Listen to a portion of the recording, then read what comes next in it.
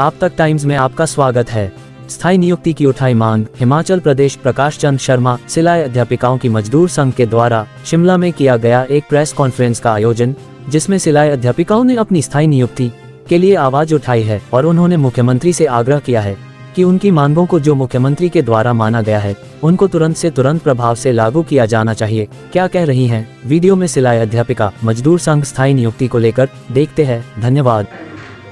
कर्मचारी संघ है, भारतीय मजदूर संघ का एक संगठन है। ये अपनी जो समस्या है वो आज आपके सामने इस प्रेस वार्ता के माध्यम से आपके साथ साझा करेगी।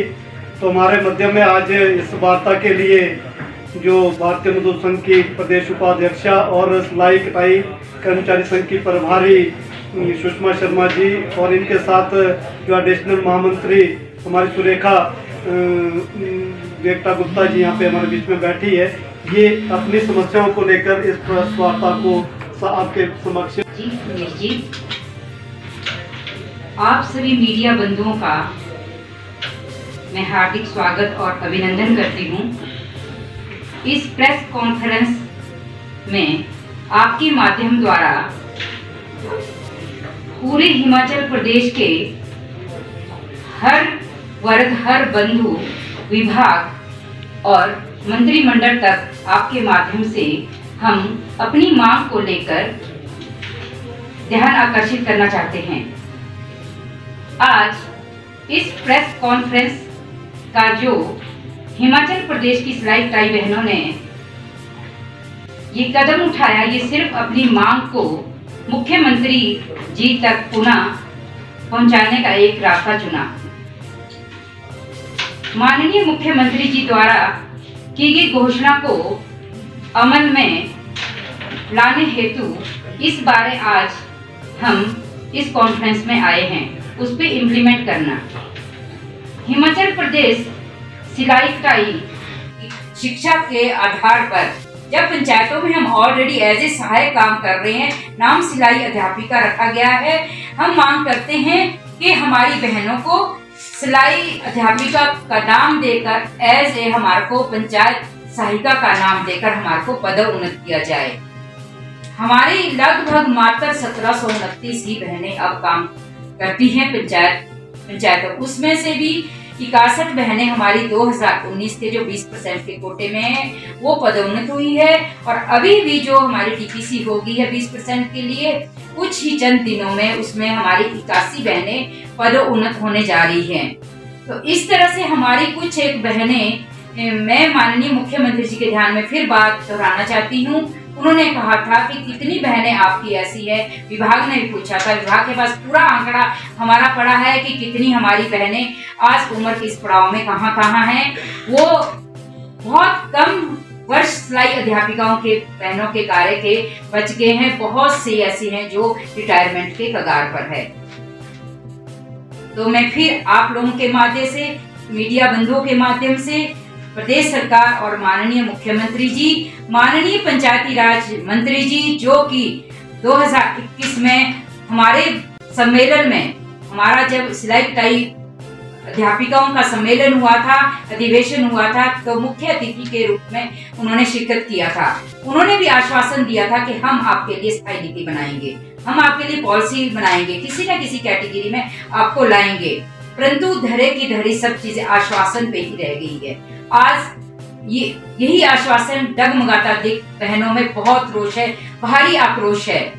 जब 17 तारीख को, अभी 17 सितंबर को धरना प्रदर्शन के लिए सभी बहनें पहुंचने वाली थी, तो 16 सितंबर को भारतीय मजदूर संघ के पदाधिकारी माननीय मुख्यमंत्री जी से मिले, तो हम बहनों को रोका गया कि इन्हें रोको, हम इनका काम कर रहे हैं, हम आश्वासन देते हैं। हम माननीय मुख्यमंत्री जी से कहते हैं कि क्या बार बार फिर भी हमें आश्वासन ही मिलेगा? आज बहुत सी बहनें रिटायर हो गई हैं और रिटायर होने के कगार पर भी है। अगर अभी चंद दिनों में माननीय मुख्यमंत्री जी से हम निवेदन करते हैं कि ये जो आने वाली कैबिनेट है, अगर आप इसमें भी हमारी घोषणा नहीं करते हैं तो मजबूरन हमारे को कड़े कदम सिलाई अध्यापिकाओं को सरकार के विरुद्ध, विभाग के विरुद्ध उठाने पड़ेंगे। वो फिर चाहे धरना प्रदर्शन हो, चाहे अनशन हो। इतना भारी आक्रोश बहनों में है। 8,000 रुपए में मानदेय, इस मानदेय में गुजारा नहीं होता है।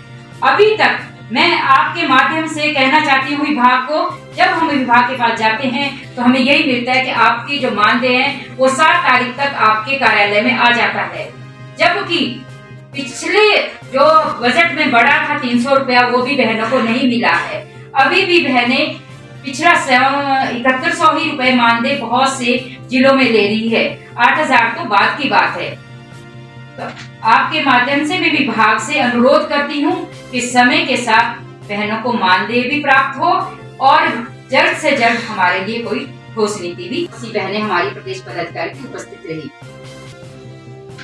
दुख इस बात का होता है कि वहाँ अन्य अधिकारी लोग बैठे थे, डिपार्टमेंट के सभी पदाधिकारी लोग थे, और उन्होंने कहा कि जो हमारे से बन पाया वो तो हमने आपके लिए तय कर दिया है, जो हमसे बन पाता है। और साथ में ही उन्होंने हमारे से भी सुझाव लिए थे, और हमने वहां भी यही कहा था कि हम और कुछ नहीं चाहते, हम यही चाहते हैं जो माननीय मुख्यमंत्री जी द्वारा घोषणा की गई थी उसको तुरंत लागू करें।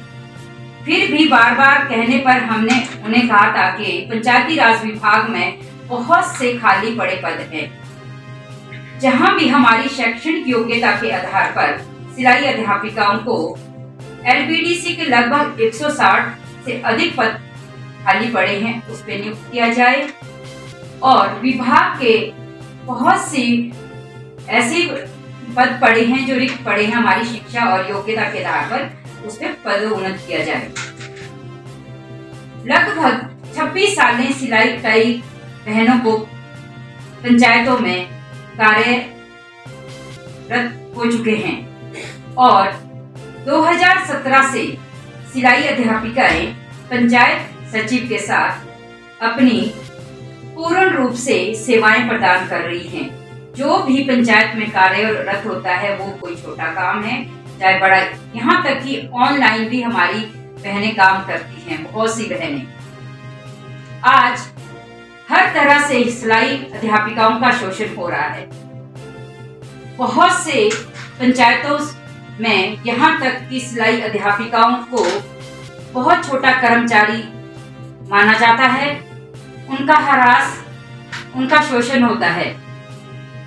बार बार सरकार से आग्रह करने पर भी हम लोगों को, हमारी बहनों को आज उस अधिकार से वंचित रखा गया है जिसमें विभाग ने समय समय पर हर वर्ग को उसका एक कार्यकाल निर्धारित कर उन्हें आज या तो उन्हें दैनिक भोगी किया गया या नियमित किया गया।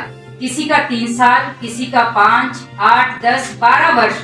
अभी हाल ही में हमारे साथ ही हमारे चौकीदार भाइयों को 12 वर्ष जिनके पूर्ण हो चुके उन्हें दैनिक भोगी घोषित किया गया।